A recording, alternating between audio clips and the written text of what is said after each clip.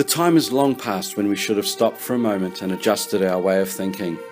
We, humankind, people, have grown and evolved over countless millenniums through the bond of love, the compassionate words of prophets, and suffering the storms of man and nature.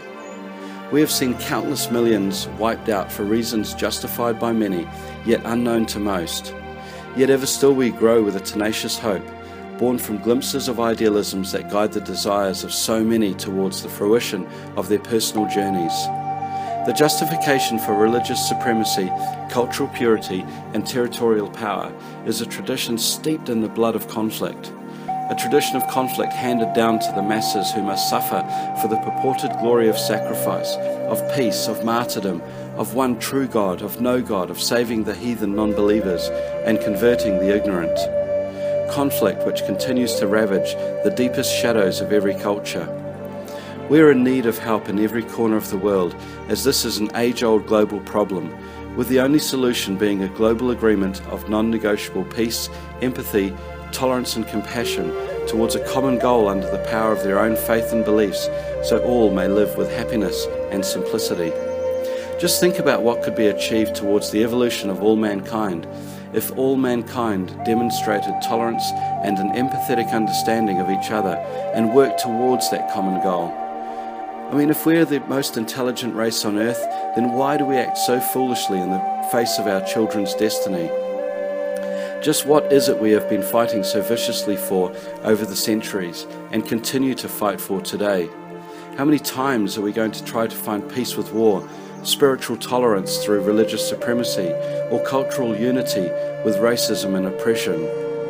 If we were to look deeply into our true self, I believe we would see little difference between us and the rest of the human race.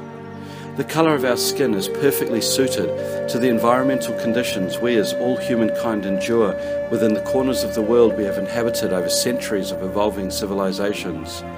We are all born from the womb of a mother and share the primal physiological and genetic makeup of each and every person, both living and lived. Love is universally shared, and a smile shatters all boundaries regardless of creed or culture. Our cultures are built upon multitudes of varying faiths, streams and beliefs towards a universe where all living can exist together in a state of harmony, balanced and perfect. We all believe in our own faith and convictions and should not feel threatened to gladly share our many opinions, beliefs and convictions of old and new ideas towards a better living. But how do we know that our convictions are the right ones? Because Thomas and Rachel's family have for generations lived by the conviction of Christ. Are they right? Maybe the nature of Buddha or the harsh romanticism of prairie Indians who followed the stars weaved by the mother spider to guide us on our journey. Perhaps the historical scriptures of Hinduism or the miracle of Muhammad that graces the Quran. Maybe they are right. Maybe we're all wrong. But does it really matter? If we share a faith of tolerance to each other in our common journey from birth to death, we should, I believe, treat the beliefs and religions of all as pillars that support the temple of the world where every living being exists under its roof, freely sharing their own beliefs, dreams and journeys with the beliefs, dreams and journeys of each other and smiling in a universal harmony. Imagine harmony being built from the multitudes of varying philosophies and beliefs of others, and the commonalities embraced rather than the differences unrighteously upheld. To see the opinions and beliefs of every country, race and religion shared for a common purpose of peace.